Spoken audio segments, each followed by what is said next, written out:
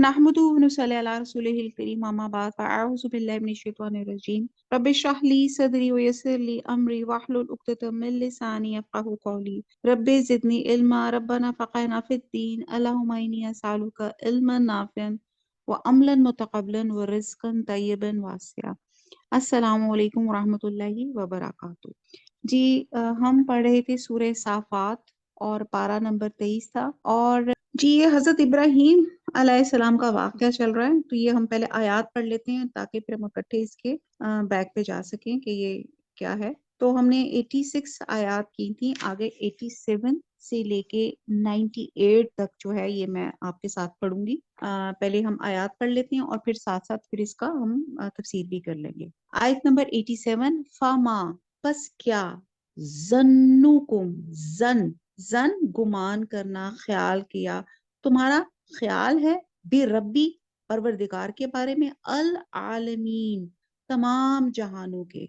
तो बा मुहावरा हुआ कि भला परवरदिगार आलम के बारे में तुम्हारा क्या ख्याल है। फ नजरा, फ पस नजरा नजर, फिर देखा, नजरातन एक नजर, फिन नजूम में सितारों में, बा मुहावरा हो गया तब उन्होंने सितारों की तरफ एक नजर की।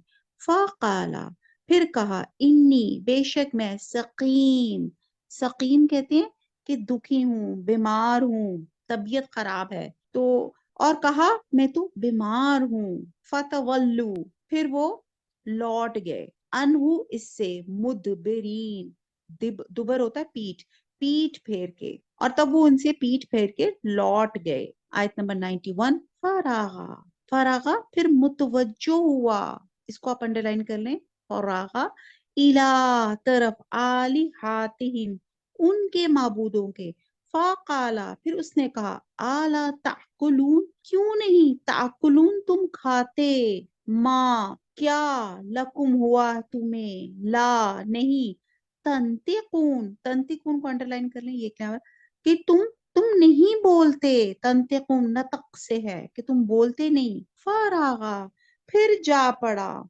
अलैहिम उन पर, जरबन मारता हुआ, बिल यमीन दाएं हाथ से, यमीन। आयत नंबर नेक्स्ट है, फअक़बलू पस आए वो, इलैही उसकी तरफ, या जिफून, इसको भी अंडरलाइन करो, ये जिफून होता है जैसे जफूफ से है, घबराए हुए, दौड़ते हुए। कौला कहा उन्होंने, आ तअबदूना क्या तुम, तअबदूना तुम पूछते हो, माँ जो, तनहीतून तनहीतून तनहीतून जो तुम तराशते हो, जो तुम बनाते हो, वल्लाहु और अल्लाह ताला, खलकाकुम खलक किया, पैदा किया तुमको, वमा और उसको जो, तामलून जो तुम बनाते हो। कालू कहा उन्होंने, अबनू बनाओ, लहू उसके लिए, बुनयानन बुनयानन बुनयानन होता है एक इमारत। फ़अलक़ूहु फिर डाल दो इसको, फिल जहीम आग में। अगली आयत है आयत नंबर 98, फ़अरादू फिर उन्होंने इरादा किया, बिही साथ इसके, कैदन कैद चाल मकर, फजअलनाहुम तो हमने कर दिया इनको, अल असफलीन सफल होता है सबसे नीचे, पस्त घटिया होना, तो हमने इनको सबसे नीचे जेर कर दिया। अब आयत नंबर 87 से 98 में बा मुहावरा पढ़ती हूँ, तर्जुमा हमारा हो गया। अल्लाह सुब्हानहू तआला फरमाते हैं कि तब उन्होंने सितारों की तरफ एक नजर की और कहा मैं तो बीमार हूँ, तब वो उनसे पीठ फेर कर लौट गए। फिर इब्राहीम अलैहिस्सलाम ने इनके माबूदों की तरफ मुतवज्जो हुए और कहने लगे, तुम खाते क्यों नहीं हो, तुम्हें क्या हुआ है, तुम बोलते नहीं हो। फिर इनको दाहिने हाथ से मारना और तोड़ना शुरू किया, तो वो लोग उनके पास दौड़ते हुए आए और उन्होंने कहा, क्या कि तुम ऐसी ही चीजों को क्यों पूछते हो जिनको खुद तराशते हो, हालांकि तुमको और जो तुम बनाते हो इसको अल्लाह ही ने पैदा किया है। वो कहने लगे, इसके लिए एक इमारत बनाओ, फिर इसको आग के ढेर में डाल दो। बस गर्ज उन्होंने उनके साथ एक चाल चलनी चाहिए और हमने इन्हीं को जेर कर दिया, असफली। ये हमने अभी तक यहाँ पढ़ा है। तो अब यहाँ पे बहुत लॉजिक के साथ حضرت ابراہیم علیہ السلام جو ان کو ایک بات سمجھانے کی کوشش کر رہے ہیں. یہاں پہ ہم نے حضرت ابراہیم کی بیک گراؤنڈ پہ بات کر رہے تھے کہ جو حضرت ابراہیم علیہ السلام ہے عراق میں پیدا ہوئے تھے، اور موسٹلی یا تمام جو پروفٹس ہیں وہ تمام جو تھے انہی کی فیملی میں سے تھے، اور حضرت ابراہیم نے اللہ کی ہر آزمائش پہ پورے اترے تھے. اور حضرت ابراہیم کوئی معمولی آدمی نہیں تھے، اور ہوش سنبھالتے ہی کہتے ہیں کہ انہوں نے سوچنا شروع کر دیا کہ یہ سورج، چاند، ستارے جو خود غلاموں کی طرح گردش کرتے ہیں، اور یہ پتھر کے بت جن کو آدمی خود اپنے ہاتھ سے بناتے ہیں، اور یہ بادشاہ جو ہم ہی جیسے انسان ہیں، آخر یہ خدا کیسے ہو سکتے ہیں؟ اور یہ جو بت بیچارے جنہیں خود اپنے آپ سے ہل بھی نہیں سکتے، اتنا اختیار بھی نہیں ہے، ان کے اوپر مکھی بیٹھ جائے اپنے اوپر سے مکھی نہیں ہٹا سکتے، تو یہ کیسے ہماری مشکلات کو، ہمارے فائدے اور نقصان کو ٹھیک کرنے والے ہیں، ہماری موت اور زندگی کے مختار ہیں، اور تمام انسان ان کے سامنے عبادت میں سر جھکائے اپنی حاجتیں مانگتے ہیں، اور ان کی طاقت سے خوف کھاتے ہیں، ان کی خدمت گزاری کرتے ہیں. اور اعلیٰ آسمان پہ جتنی چیزیں نظر آتی ہیں ان میں سے کوئی بھی ایسی نہیں ہے جو خود محتاج نہ ہو، وہ تو لگتا ہے کہ خود کسی طاقت کے انڈر ہے. تو یہ سب کیا کرتے ہیں؟ اور کہ یہ نہ کسی کے ہاتھ میں موت ہے، نہ زندگی ہے، نہ نفع ہے، نہ نقصان ہے، نہ ان کے ہاتھ میں رزق ہے، نہ حاجت روائی کی کنجی ہیں. تو حضرت ابراہیم سوچتے تھے میں ان کو رب کیسے مانوں، ان کے آگے کیسے بندگی اور اطاعت میں سر جھکاؤں؟ میرا رب تو وہی ہو سکتا ہے جس نے سب کو پیدا کیا، جس کے سب محتاج ہیں، جس کے اختیار میں موت اور زندگی ہے، جو سب نفع نقصان کا مالک ہے. تو حضرت ابراہیم نے قطعی فیصلہ کیا کہ جن معبودوں کو میری قوم پوچھتی ہے میں ہرگز نہ پوچھوں گا. اور اس فیصلے پہ پہنچنے کے بعد انہوں نے علل اعلان لوگوں سے کہہ دیا انی بری مما تشرکون، کہ جن کو تم خدائی میں شریک ٹھہراتے ہو ان سے میرا کوئی واسطہ نہیں. اور انہوں نے کہا تھا بڑا خوبصورت، انی وجہت وجہی للذی فطر السماوات والارض حنیفا وما انا من المشرکین، میں نے سب سے منہ موڑ کے اس ذات کی عبادت اور بندگی کے لیے خاص کر لیا جس نے آسمان اور زمین کو پیدا کیا، اور میں ہرگز شرک کرنے والا نہیں ہوں. آپ یہ دیکھیں کہ حضرت ابراہیم علیہ السلام کی اگر ہم بات کرتے ہیں کہ ان کے والد کا نام جو اسکالرز بتاتے ہیں طارق ہے، اور ان کے چچا جو تھے وہ آزر تھے. والدین تو صاحب ایمان تھے، درود پڑھتے تھے، اور آپ کے والد آپ کی پیدائش سے پہلے جو تھے جیسے اسکالرز کہتے ہیں کہ فوت ہو گئے تھے. تو آپ کے چچا جن کا نام آزر تھے وہ آپ کے کفیل تھے، اور عربی میں باپ کو بھی چچا کہا جاتا ہے. تو آپ دیکھیں کہ چچا کا کیا مقام ہے. اب جو طارق تھے وہ تو یعنی کہ ان کے والد تو توحید پرست تھے، مشرک نہ تھے، اور جس طرح حضور صلی اللہ علیہ وسلم کے والد بھی ان کی پیدائش سے پہلے فوت ہو چکے ہوئے تھے. تو اسی طرح آپ کی جو پرورش تھی آپ کے چچا نے کی تھی، جو آزر جن کا نام تھا، اور جو بت فروش تھے، اور جو بت بنا کے بت بیچا کرتے تھے. اور یہ اس زمانے کا ذکر ہے کہ اور جیسے ابھی بتایا کہ یہ جو لوگ تھے بت بنا کے بیچا کرتے تھے، پھر یہ سیاروں پہ بہت بلیو کرتے تھے، اور جیسے میں نے بتایا کہ 7 سیاروں کو جو بہت مانتے تھے، اور انہی سیاروں کے الگ الگ مندر بنا رکھے تھے، میں ان سیاروں کے خیالی مجسمے یا بت رکھے ہوئے تھے، یا خود ہی ذائچے تیار کراتے تھے، اور ان کے مطابق سیاروں کی خوشنودی حاصل کرنے کے لیے ان کے مجسموں کے سامنے نظریں نیازیں پیش کی جاتی تھیں، اور انہی ذائچوں سے متعلق وہ اپنی قسمت کا حال معلوم کرتے تھے. کہ ان کے ستاروں کے اثرات کا اعتقاد کا یہ عالم تھا کہ ہر شخص جو کہتے ہیں نا اپنا ذائچہ تیار کرنے کے بغیر سیاروں کی چال پہ غور کر کے اپنا پروگرام بناتا تھا. یہ ایسے ہی تھا نا کہ وہ کاہن اور نجومی ایک بڑا امپورٹنٹ پارٹ ہوتے تھے ایک دربار کے لیے، ایک بادشاہ کے لیے، کہ جس میں اس نے کوئی بھی کام کرنا ہوتا تھا وہ پوچھتا تھا کہ میرا سیارہ یعنی کہ حالات کیسے ہیں، یہ کام میرے لیے ٹھیک ہے کہ نہیں ہے. تو یہ اس طرح وہ رائے لیا کرتا تھا. اور اس قدر مشرک تھی یہ قوم کہ جس میں حضرت ابراہیم علیہ السلام کو اللہ تعالیٰ نے مبعوث کیا، تو انہوں نے جب بالکل خالی ذہن ہو کے یکسو ہو کے اپنے پروردگار کو سرنڈر کیا تو اللہ تعالیٰ نے آپ کو نبوت عطا فرمائی، اور حضرت ابراہیم علیہ السلام کو اپنی مکمل فرما روائی ان سیاروں اور ان کے مجسموں کے بالکل بے اختیار اور مجبور محض ہونے کی حقیقت ان کو واضح کر دی۔ تو چنانچہ حضرت ابراہیم علیہ السلام نے توحید کا آغاز اپنے گھر سے کیا۔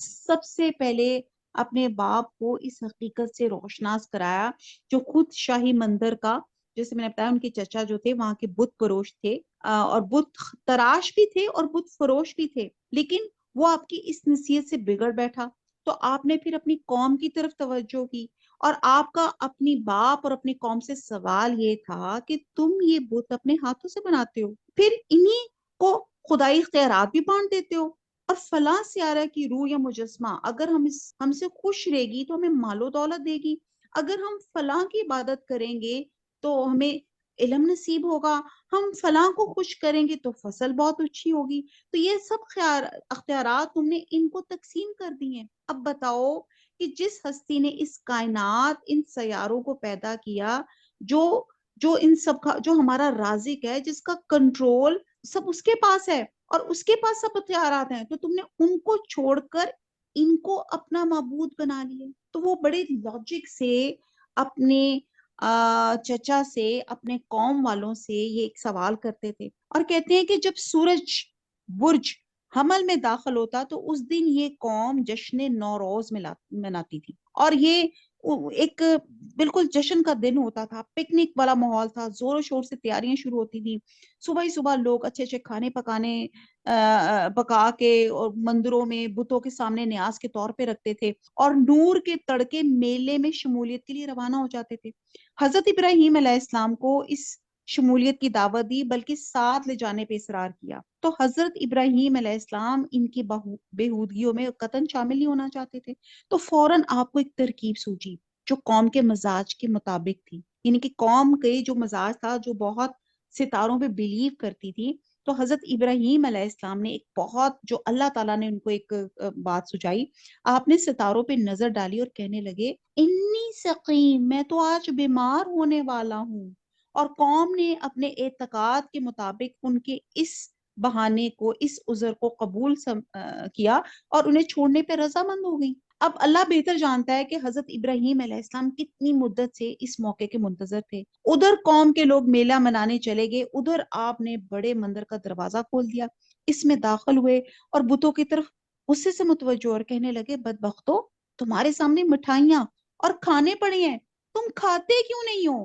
یہاں کتنی پیاری بات یہاں پہ لکھی ہوئی ہے، فَتَوَلُّوا عَنْهُ مُدْبِرِينَ، تب وہ ان سے پیٹ پھیر کے لوٹ گئے۔ پھر ابراہیم علیہ السلام آیت نمبر 91 ان کے معبودوں کی طرف متوجہ ہوئے اور کہنے لگے تم کھاتے کیوں نہیں ہو؟ تمہیں کیا ہو گیا ہے؟ تم بولتے کیوں نہیں ہو؟ کچھ تو بولو، کچھ تو جواب دو۔ ان بے جان پتھروں نے کیا جواب دینا تھا؟ تو حضرت ابراہیم علیہ السلام کو اور بھی زیادہ غصہ آیا، ایک کلہاڑا لیا اور سب بتوں کو خوب جی بھر کے ضربے لگانا شروع کر دی، سب کو توڑ پھوڑ دیا، البتہ بڑے بت کو چھوڑ دیا، اور اس کے کندھے پہ کلہاڑا رکھ دیا تاکہ معلوم ہو کہ یہ سب اس بڑے بت کی کارستانی ہے، اور پھر مندر کا دروازہ بند کر کر باہر آ گئے۔ اب کیا ہوا؟ میلے سے واپس جب ان کی قوم کے لوگ آئے اور جب انہوں نے اپنے معبودوں کا حشر دیکھا تو ان کا پارا بہت چڑھ گیا۔ انہیں پہلے ہی پتا تھا کہ یہ جو ہے حضرت ابراہیم علیہ السلام ہے، یہ ہماری بتوں کی بڑی مخالفت کرتا تھا اور وہی پیچھے رہ گیا تھا، اور لگتا یہ اسی کا کارنامہ ہے۔ چنانچہ وہ ان کے پاس دوڑتے ہوئے آئے اور پوچھے کہ ہمارے معبودوں کے ساتھ یہ بدسلوکی کیوں کی ہے؟ تو تب حضرت ابراہیم علیہ السلام نے انتہائی پردلیل طریقے سے اور بڑی کانفیڈنٹلی ان کو جواب دیا کہ آپ یہ بڑے بت سے کیوں نہیں پوچھ لیتے جس کے کندھے پہ کلہاڑا پڑا ہوا ہے؟ شاید اس نے اپنے چھوٹوں سے ناراض ہو کے ان کا یہ حشر کر دیا ہو، اور پھر ساتھ کہہ کے یہ پتھر کے بے جان، پھر ساتھ یہ بھی کہا کہ یہ پتھر کے بے جان جو اپنی حفاظت نہیں کر سکتے تمہیں کیسے سنوار سکتے ہیں؟ تم لوگ جو ان کی عبادت کرتے ہو اس کا فائدہ کیا ہے؟ پھر یہ بت تم خود تراشتے ہو، اور پھر تم کو اور اس کو، ان پتھروں کو اللہ نے پیدا کیا۔ یہ بت تو مخلوق در مخلوق کی حیثیت رکھتے ہیں۔ عبادت کی مستحق تو وہ ہستی ہو سکتی ہے جو خالق ہو، یہ مخلوق در مخلوق کیسے مستحق ہو سکتی ہے؟ اب اتنی دلیلوں سے آپ نے اپنی قوم کو کنونس کیا کہ تم لوگ اس بڑے بت سے پوچھ لو، یعنی کہ تم سوچ رہے ہو کہ نفع نقصان، زندگی موت یہ بت دے سکتے ہیں، تو تو یہ ان بتوں سے پوچھ لو کہ یہ بتائیں کہ ایکچولی ہوا کیا تھا۔ حضرت ابراہیم نے ان سے دلیل کے ساتھ بات کی اور انہیں لاجواب کر دیا، لیکن ماننے کی بجائے کفار نے آگ کا ایک بڑا الاؤ تیار کیا اور اس میں حضرت ابراہیم علیہ السلام کو ڈال دیا، اور پھر اللہ تعالیٰ نے کیا کیا تھا؟ آگ کے ڈھیر کو گلزار بنا دیا تھا۔ یہ اگلی آیات میں آئے گا، ہم دیکھتے ہیں آیت نمبر جیسے 98 میں حضرت ابراہیم علیہ السلام کے دلائل کا تو کسی کے پاس جواب نہیں تھا، مطلب ان کو نہیں سمجھ آ رہی تھی کہ واقعی یہ بت تو ہمیں بتا نہیں رہے کہ جب ہم میلے پہ گئے تھے ہمارے ساتھ پیچھے ایکچولی کیا ہوا تھا، یہ تو کوئی چیز جواب ہی نہیں دے پا رہے۔ تو انہوں نے کہا کہ تم نے ہمارے بتوں کے ساتھ گستاخی کی ہے، ہم تمہیں ایسی سزا دیں گے جو دوسروں کے لیے عبرت ہوگی۔ چنانچہ سب نے اتفاق کیا، بہت بڑا الاؤ تیار کیا اور اس میں حضرت ابراہیم علیہ السلام کو پھینک کر زندہ جلا دیا جائے۔ چنانچہ ان لوگوں نے جو اپنی تجویز پیش کی تھی بہت بڑا الاؤ تیار کیا اور حضرت ابراہیم علیہ السلام کو اس میں پھینک دیا۔ اللہ نے آگ کو حکم دیا کہ ابراہیم کو کسی قسم کا نقصان نہ پہنچائے، چنانچہ آپ صحیح سلامت اس آگ سے باہر نکل آئے۔ اسی طرح آپ تو اس بھاری آزمائش میں پورے کامیاب ہوئے اور قوم کو پہلے سے زیادہ رسوا ہونا پڑا۔ سبحان اللہ۔ آپ یہ دیکھیں، آگ کا کام جلانا ہے، لیکن تب جلانا ہے جب اللہ حکم دے۔ اللہ نے اس آگ کو حکم ہی نہیں دیا کہ جو تمہاری کیمیکل پراپرٹیز ہیں، جو تمہاری فزیکل پراپرٹیز ہیں، کہ جو تمہارے اندر آتا ہے اس کو تم جلا کے بھسم کر دیتی ہو۔ آپ نے حضرت ابراہیم کے لیے وہ آگ ٹھنڈی اور سلامتی والی بن گئی۔ اور آپ یہاں پہ دیکھیں کہ یہاں پہ اسکالرز کہتے ہیں کہ یہ دعا تھی ان کی کہ ٹھنڈی اور سلامتی والی بن جا، یعنی کہ اتنی ٹھنڈ کہ وہ سلامتی والی ہو۔ جیسے آج کل آپ دیکھتے ہیں کہ کس قدر ٹھنڈ ہے، فریزنگ، اور جیسے اسکالرز کہتے ہیں کہ جہاں جہنم ایک درجہ ہوگا، بہت گرمی ہوگی، بہت آگ ہوگی، اسی طرح ایک جہنم کا وہ درجہ ہوگا جہاں بہت ٹھنڈ ہوگی، بہت ٹھنڈ ہوگی۔ تو آپ دیکھ سکتے ہیں کہ جہاں مائنس ٹیمپریچر ہو تو کیا حالات ہوتے ہیں۔ تو اللہ تعالیٰ نے ایک خوبصورت ان کے لیے دعا بھی کی کہ وہ آگ جو تھی ٹھنڈی اور سلامتی والی بن گئی ان کے لیے۔ وہ جو آگ کا کام تھا جلانا، وہ ان کے لیے وہ جلی ہی نہیں۔ تو اسی لیے آیت نمبر 98 میں ہے، انہوں نے ان کے ساتھ ایک چال چلنی چاہی اور ہم نے انہی کو اسفلین زیر کر دیا۔ انہوں نے تو کہا تھا کہ حضرت ابراہیم علیہ السلام نے ہمارے بتوں کے ساتھ یہ سلوک کیا ہے تو ہم اس کو غصے سے اس آگ کے الاؤ میں پھینک دیں گے، لیکن اللہ سبحانہ تعالیٰ نے جو تھا آپ کو بچا لیا، محفوظ کر لیا۔ بہرحال بہت کچھ ہے، آگے چلتے ہیں۔ آیت نمبر 99، وَقَالَ، اور کہا، انی، بے شک میں، ذاہب ہوتا ہے ذہاب سے جانے والا۔ آیت نمبر 99، الہ، طرف، ربی، اپنے رب کے، سیہدین، وہ مجھے، سیہدین، ہدایت، وہ مجھے راستہ دکھائے گا۔ با محاورہ آیت نمبر 99 ہے۔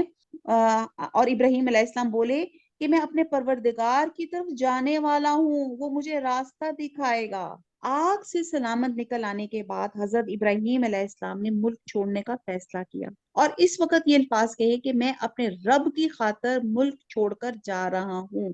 اسی کو ہجرت کہتے ہیں، جب آپ کو اپنا مذہب اور آپ کی جان دونوں خطرے میں ہو تو اس کے بچانے کے لیے آپ ہجرت کر سکتے ہیں۔ اپنے رب کے ساتھ تعلق جوڑنے کی وجہ سے انہوں نے کہا کہ میری قوم میری دشمن بن گئی ہے، ورنہ کوئی دنیاوی جھگڑا نہیں تھا جس کی وجہ سے مجھے اپنا وطن چھوڑنا پڑتا، نیز یہ کہ میرا کوئی ٹھکانہ نہیں ہے، جس کی طرف میں رخ کروں اللہ کے بھروسے نکل رہا ہوں، اور جدھر بھی وہ جائیں گے، جدھر اللہ لے جائے گا میں اسی طرف چلا جاؤں گا۔ سبحان اللہ، یعنی کہ اللہ کی رضا پہ راضی۔ تو آپ یہ دیکھیں کہ اس اعلان کے بعد حضرت ابراہیم علیہ السلام پہ مصیبتوں کے پہاڑ ٹوٹ پڑے۔ اور اچھا جی، پھر آپ بہرحال آگے وہ سٹوری اور طرح کی، لیکن یہاں پہ جن آیات کے ساتھ ساتھ ہم بات کریں وہ یہی ہے کہ آپ جو تھے انہوں نے کہا کہ جس طرف میری رب راستہ دکھائے گا میں اس طرف چل پڑوں گا۔ آیت نمبر 100، ربی، اے میرے رب، حبلی، عطا کر، لی، میرے لیے، من الصالحین، نیکوکاروں میں سے۔ سبحان اللہ، با محاورہ ہے، یہ بہت خوبصورت دعا ہے۔ جو لوگ نیک اور صالحہ اولاد چاہتے ہیں وہ یہ دعا کو ضرور پڑھا کریں، رب حبلی من الصالحین، اے پروردگار مجھے نیک اولاد عطا فرما۔ اور اسی دعا سے ہم دعا کرتے ہیں کہ جو اولادیں ہیں اللہ تعالیٰ ان کو بھی اللہ تعالیٰ ہماری اولادوں کو نیک پرہیزگار نمازی بنا کے رکھ۔ آیت نمبر 101، فَبَشَّرْنَاهُ، پھر خوشخبری دی ہم نے ان کو، بشارت دی ہم نے ان کو، بی غلامن، بی غلام ایک لڑکے کی، حلیم بردبار، با محاورہ ہے کہ پھر تو ہم نے ان کو ایک نرم دل لڑکے کی خوشخبری دی۔ کہتے ہیں کہ جس وقت حضرت ابراہیم علیہ السلام نے ہجرت کی اس وقت آپ بے اولاد تھے اور آپ کے ہمراہ صرف ایک بیوی اور ایک بھتیجے حضرت لوط علیہ السلام تھے۔ آپ اللہ کی طرف لوگوں کو بلانے کے لیے وادی وادی پھرتے تھے۔ آپ نے اللہ سے صالح اولاد کے لیے دعا کی تاکہ اس غریب الوطنی میں آپ کا کوئی غم خار ہو، تو اللہ تعالیٰ نے دعا سن لی۔ یہ نہ سمجھیے کہ دعا اسی وقت قبول ہوئی، جوانی میں دعا کی تھی، بڑھاپے میں قبول ہوئی۔ اور جس وقت حضرت اسماعیل علیہ السلام پیدا ہوئے تو حضرت ابراہیم کی عمر 80 سال تھی، اور جب حضرت اسحاق پیدا ہوئے تو آپ کی عمر 100 برس تھی۔ سبحان اللہ۔ تو آپ اندازہ لگاتے ہیں، ہم سوچتے ہیں کہ جتنے بھی ہمارے نبی تھے وہ بہت جو تھے بڑی کمفرٹ زون میں رہتے تھے، بڑی عیش و عشرت تھی۔ آپ اندازہ لگائیں کہ ہمارے جتنے بھی ہمارے پاس نبی، جتنے بھی ہمارے کم و بیش 1,24,000 نبی اللہ تعالیٰ نے بھیجے، ان تمام کی زندگیاں جو تھیں آزمائش میں تھیں۔ وہ ہر وقت اللہ کا کلام بلند کرنے کے لیے ان کی زندگیاں تھیں، اور وہ انتہائی ان کو سختیاں جھیلنی پڑیں، ان کو لوگوں نے اذیتیں دیں، لوگوں نے تانے دیے، جان کے در پہ ہو گئے، قتل کرنے کی دھمکی ہو گئی، اور کچھ انبیاء کو تو لوگوں نے ناحق قتل بھی کر ڈالا، نعوذ باللہ۔ اور ان کو آپ یہ دیکھیں کہ جب آپ کا باپ اور آپ کی ساری قوم آپ کی دشمن بن گئی تو آپ نے ترک وطن کا فیصلہ کیا کہ اب یہاں سے نکل جانا بہتر ہے۔ اب نکلتے وقت معلوم نہیں تھا کہ کہاں جانا ہے، بس یہ کہا کہ اللہ کی خاطر ہجرت پہ روانہ ہوا ہوں، مجھے کہاں جانا چاہیے مجھے اللہ تعالیٰ خود ہی بتائیں گے اور اللہ تعالیٰ میری رہنمائی کریں گے۔ چنانچہ اللہ تعالیٰ کی طرف سے آپ کو شام کی طرف جانے کا حکم ہوا، اور آپ اپنی بیوی اور بھتیجے یا چچا زاد بھائی حضرت لوط علیہ السلام سمیت شام کی طرف چلے گئے۔ اس وقت حضرت لوط علیہ السلام ہی آپ پر ایمان لائے تھے اور آپ کی کوئی اولاد نہیں تھی۔ اپنے گھر بار عزیز و اقارب کو چھوڑ کے جب شام کے علاقے میں ہوئے تو کافی عمر ہونے کے باوجود ابھی تک اولاد نہ تھی۔ آپ نے اللہ سے دعا کی مجھے ایک صالح بیٹا عطا فرما جو میری گھر کی رونق بلے۔ تو اللہ تعالیٰ نے آپ کو جس بیٹے کی بشارت دی اس کی نمایاں خصوصیت کیا تھی؟ حلیم۔ یہ جو صفت ہے نا حلیم، یہ حضرت اسماعیل علیہ السلام کے قربانی کے واقعے میں ان کے بردبار ہونے کی طرف ایک لطیف اشارہ دیا جاتا ہے۔ آپ اندازہ لگائیں، یقین جانے کہ یہ میں پڑھ رہی ہوں اور میرے خود پتہ نہیں رونگٹے کھڑے ہوتے جا رہے ہیں کہ اللہ تعالیٰ نے ایک اولاد کس طرح ہم رو رو کے مانگتے ہیں۔ 80 سال کی عمر میں اللہ تعالیٰ نے اولاد دی، 80 ایئرس کی عمر میں۔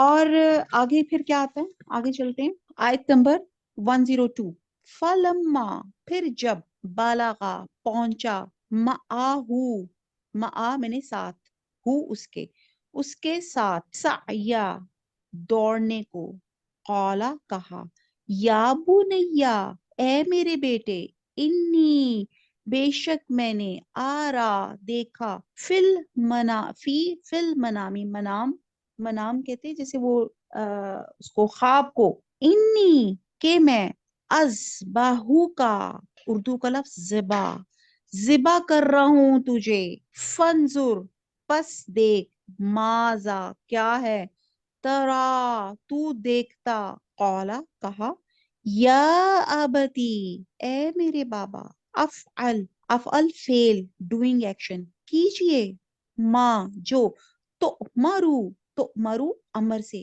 آپ کو حکم ہوا، ستجدنی سا ان قریب تو، اور آگے جد پائیں گے مجھے آپ مجھے پائیں گے، ان اگر، شاء اللہ چاہا اللہ نے، من الصابرین صابروں میں سے۔ با محاورہ دیکھتے ہیں، تو ہم نے ان کو ایک نیک نرم دل لڑکے کی خوشخبری دی، یعنی کہ حضرت اسماعیل کی کوالٹی میں کیا تھا؟ حلیم ہونا۔ پھر آگے بامحاورہ ہے کہ جب وہ ان کے ساتھ دوڑنے کی عمر کو پہنچا تو حضرت ابراہیم علیہ السلام نے کہا کہ بیٹا میں خواب میں دیکھتا ہوں کہ گویا تم کو ذبح کر رہا ہوں، تو تم سوچو کہ تمہارا کیا خیال ہے؟ انہوں نے کہا ابا جو آپ کو حکم ہوا وہی کیجئے، اللہ نے چاہا تو آپ مجھے صابروں میں پائیں گے۔ سبحان اللہ۔ اب آپ یہ دیکھیں کہ جیسے میں کہہ رہی ہوں کہ حضرت ابراہیم علیہ السلام نے ایک تو اتنے عرصے کے بعد، ہمارے یہاں پہ کچھ بہت سے لوگ ہوں گے جو اولاد کے لیے ترستے ہوں گے، اللہ تعالیٰ رب حبلی من الصالحین کہ اللہ تعالیٰ سب کو نیک اولاد دے، اور جب وہ اللہ تعالیٰ نے اولاد ایک بڑے عرصے کے بعد آپ کو عطا فرمائی، بڑھاپے میں اللہ تعالیٰ نے اولاد دی، تو پھر ابھی ساتھ حکم آیا اس کو چھوڑاؤ، کہاں چھوڑاؤ یہ بھی نہیں پتا۔ حضرت جبرائیل علیہ السلام انسانی شکل میں آئے تو اونٹنی پہ سوار حضرت ابراہیم علیہ السلام جو تھے اپنے بچے اور بیگم کو فلسطین سے چلایا اور چلاتے ہوئے مکہ کے کالے پہاڑوں پہ لے آئے، جہاں نہ پانی تھا، نہ سایہ تھا، نہ کوئی انسان تھا۔ اور یہاں پہ یعنی کہ وہ جگہ، یعنی کہ بڑا خوبصورت یہ واقعہ ہے جس میں ہمارے لیے بہت سے سبق ہیں کہ اللہ سبحانہ تعالیٰ نے حضرت ابراہیم علیہ السلام کو جب بیٹے سے نوازا اور حکم دیا، پھر ساتھ ان کو حکم آیا کہ ان کو چھوڑاؤ فلاں جگہ پہ، اور وہ جگہ کس نے بتائی؟ حضرت جبرائیل علیہ السلام نے۔ آپ یہ دیکھیں کہ 1500 کلومیٹر کا سفر کیا، اور آپ اپنی بچے کو کہاں چھوڑ کر آئے، اور جب وہ جانے لگے تو اپنی، یہ بہت ایک لمبا واقعہ ہے، کہنے کی بات ہے کہ جب اپنی اس چھوٹے سے بچے کو، دودھ پیتے بچے کو اور بیوی کو حضرت حاجرہ علیہ السلام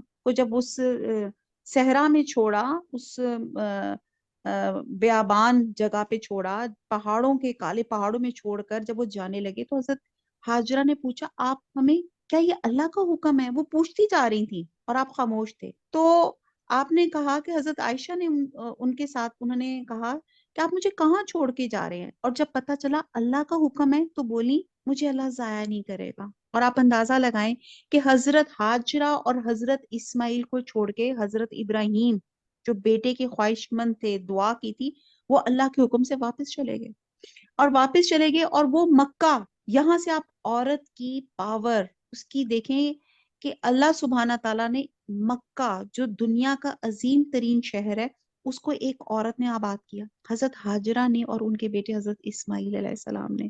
اور وہ ایک لمبا واقعہ ہے جو ان شارٹ، جب وہ جب ان کے پاس تھوڑا سا پانی تھا مشکیزہ اور کچھ کھجوریں تھیں، جب وہ ختم ہو گئیں اور پھر بچہ بلک بلک کے رویا تو اس کی پانی کی تلاش میں انہوں نے جو صفا مروہ میں جو 7 چکر لگائے، جو ہمارے حج کا ایک مناسک بن گیا، اور اس میں بچہ جہاں پہ حضرت اسماعیل علیہ السلام جہاں پہ پاؤں رگڑ رہے تھے، اللہ کے حکم سے وہاں پہ ایک چشمہ پھوٹ نکلا، اور حضرت حاجرہ نے جب دیکھا کہ وہ بھاگی بھاگی آئیں اپنے بیٹے کے پاس، اور انہوں نے کہا زمزم، زمزم یعنی کہ سٹاپ ہو جاؤ، ہالٹ ہو جاؤ، اور کہتے ہیں کہ اگر وہ زمزم نہ کہتی تو اس وقت وہ پورا صحرا، وہ پورے پہاڑ پانی سے بھر جاتے، اور اب وہ اللہ کے حکم سے وہ وہاں پہ انہوں نے اس کو ایک ہارس کی شکل دے دی، اور اس پانی کو جو تھا ان کی، آپ کو پتہ ہے کہ سروائیول کے لیے پانی ایک مسٹ چیز ہوتی ہے، انسان کی اپنی باڈی جو ہے 70-80% جو ہے پانی پہ مشتمل ہے، اور پانی انسان کی بہت اشد ضرورت ہے۔ تو اس پانی کو دیکھ کے پھر وہاں پہ یہ ایک لمبی سٹوری ہے کہ کس طرح لوگ آباد ہوئے، اس میں سے کچھ قبیلے جا رہے تھے، قافلے جا رہے تھے، جب انہوں نے پانی کو دیکھا انہوں نے رک گئے، ان سے اجازت لی، اور وہاں پہ انہوں نے اپنے خیمے گاڑ لیے، اور پھر اس طرح گریجولی جو تھا وہاں پہ آبادی شروع ہوئی، اس حضرت حاجرہ اور حضرت اسماعیل اور زمزم کے طفیل، یہ جو تھا مکہ آباد ہونا شروع ہو گیا۔ اچھا جی، اب کیا ہوا پھر؟ آفٹر سم ایئرس حضرت ابراہیم علیہ السلام نے خواب دیکھا، آپ کو پتا ہے خواب جو ہوتے ہیں وہ سچے ہوتے ہیں، انہوں نے دیکھا کہ وہ اپنے بچے کو ذبح کر رہے ہیں، اب وہ لاڈلا، وہ پیارا جس کو انہوں نے بڑی شوق سے اللہ سے دعاؤں سے مانگا تھا، اور ساتھ ہی حکم آ گیا کہ اس کو ذبح کرو۔ اور اب آپ دیکھیں کہ اب آپ کی عمر تقریباً 92 یا 94 کے قریب تھی، اور حضرت اسماعیل 10 سے 12 سال کے بچے تھے، اب آپ پھر اللہ کے حکم سے اپنی اولاد کو، اپنی پیاری پہلی اولاد اور حضرت ہاجرہ کو جہاں آپ چھوڑ گئے تھے، اللہ کے حکم سے دوبارہ فلسطین سے مکہ گئے، اور کیا کرنے جا رہے ہیں؟ اللہ کا حکم پورا کرنے۔ اور اللہ کا کیا حکم تھا؟ ذبح کرنا۔ یہ ذبح کرنا کوئی مرغی یا بکرا نہیں تھا، یہ بچہ تھا، اپنا پیارا چاند کا ٹکڑا تھا، جس کو اللہ نے حکم دیا کہ اس کو ذبح کر دو۔ اب آپ دیکھیں، 1,500 کلومیٹر کا سفر، اکلوتی اولاد، 92 سال کی عمر، اور آپ یہ دیکھیں کہ بچہ تو پرایا بھی ہو نا تو پیارا لگتا ہے، ٹھیک ہے؟ اور جب آپ اپنے جا کے اپنے بچے سے ملے، بچہ ان سے لپٹ گیا۔ آفرین کس پہ؟ حضرت ہاجرہ پہ، کیسی بہترین پرورش کی۔ اب یہاں پہ جو لفظ گزرا تھا نا حلیم، کہ اتنی خوبصورت انہوں نے اپنی بیٹی کی پرورش کی کہ وہ بچے نے اور ایسی فرما بردار بنایا کہ اس نے باپ کو دیکھا اور باپ سے لپٹ گیا، اور اس نے کوئی شکوہ نہیں کیا کہ باپ مجھے اتنی چھوٹی عمر میں چھوڑ کے چلے گئے تھے۔ بیوی نے شکوہ نہیں کیا کہ آپ مجھے اتنے سالوں کے بعد مجھے شکل دکھا رہے ہیں۔ انشاءاللہ تعالیٰ اسی بات کو ہم انشاءاللہ تعالیٰ کل یہیں سے بات شروع کریں گے الحمدللہ، اور بڑا خوبصورت واقعہ ہے، ٹھیک ہے جی؟ وما علینا الا البلاغ، سبحانک اللہم و بحمدک، نشہد لا الہ الا انت، نستغفرک و نتوب الیک۔ والسلام علیکم و رحمۃ اللہ وبرکاتہ۔